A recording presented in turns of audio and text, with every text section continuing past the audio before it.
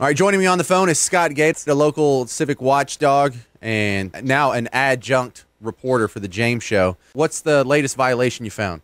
Actually, that's not accurate. It goes all the way back to 1995. It has been the law that they cannot prohibit access to a government building by a license holder. So this law has been around for 20 years.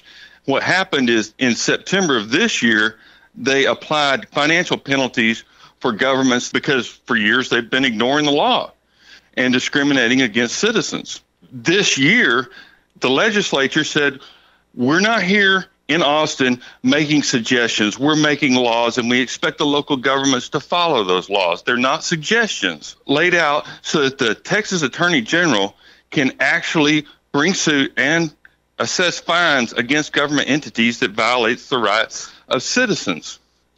And of course, our local government had 9 magistrates, 4 commissioners, a county judge, internal and external legal counsel, all collaborated to erect billboards to violate the law in front of the courthouse. Okay, so where's the latest violation that you found locally? You were saying something about a law library earlier. Yeah, well, the law library is actually located in the courthouse, as is the county judge's office, where you have to go get county information. There's also public notices in there that they're required to post by law that are posted in the courthouse. The only way to access them is to go in the courthouse. It even specifically says in the law, like, just because there's a courthouse in the building doesn't mean you can abstain from the entire building, right? Right. Ordinary extent and clarified the law and said, no, you guys have been violating this law for 20 years. Now we're going to put some teeth in it, and we're going to fine you. And if you still want to break the law, it's going to cost you $10,500 a day starting on the second day. Test for a constitutional right should always be, if a person can exercise this right without infringing on anybody else's rights, then they should be free and unencumbered to do so. Well, that sounds reasonable, doesn't it? I love that thought process. I love the work you do. What can we do about it? Anything we can do to help the situation or try and remedy this?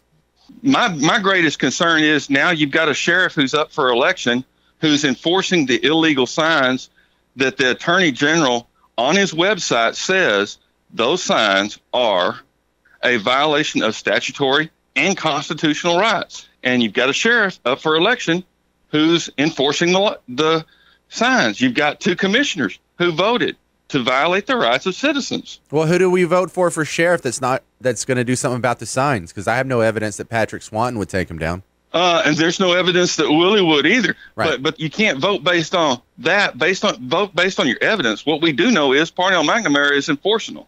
Good point. All right. Well, I love the work you do, Scott Gates. Thank you for keeping me informed and keep bringing me good stuff. I'll keep passing it along. You bet, guys. Thanks a lot. I don't know if you saw the video or not of back before he was the sheriff. He said to Channel 10, criminals love these signs. The sign that prohibits firearms. He said criminals love these signs. Now, who just put up the signs? The Commissioner's Court. Hey, what are you doing? Why are you telling me about? Send me a link to that video. I'll play that on the show. I will play that on the show. That was my conversation last night with Scott Gates, our local civic watchdog.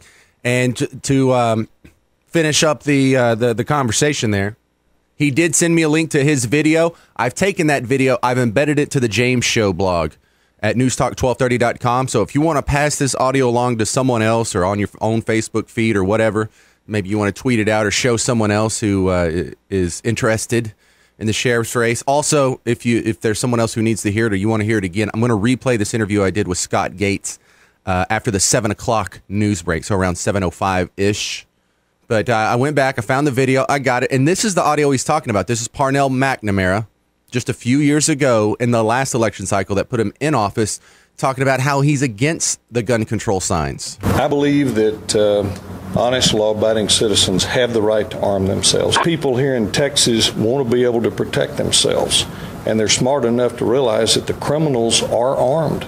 Gun ban signs, 30-06 signs, or whatever are only going to stop a law-abiding citizen, not the criminal. They love to see that sign. Coming up next, the monologue.